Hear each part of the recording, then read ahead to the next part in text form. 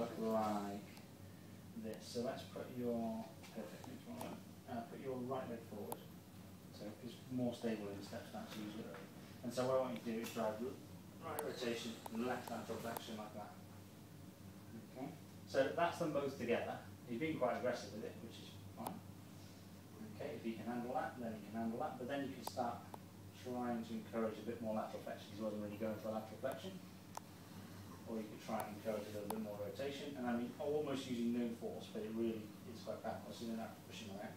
Or another strategy, which is a bit like the one I used yesterday, you could position him in rotation and ask him just to hold pointing at the corner of the room and drive, as you rock your knee, drive, so just rock your knee for that.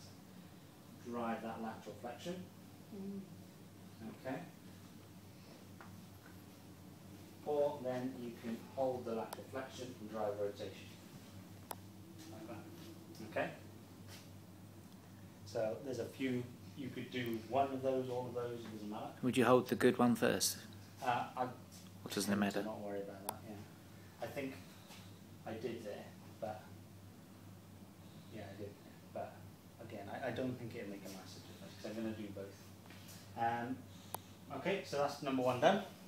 So now we need the opposite. So right foot forward, right and left. So again, then you can do both at the same time. That would tend to be quite aggressive, and for most people, I would probably break it down. So I would tell them to say, hold that and rotate. Lateral flexion, a huge amount.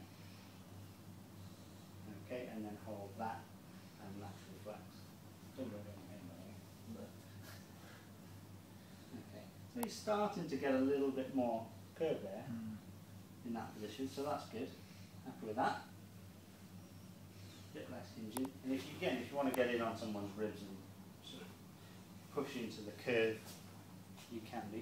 Could you go through the soft tissue as well? Absolutely. Or Absolutely, yeah. And What do you mean by that, like massage?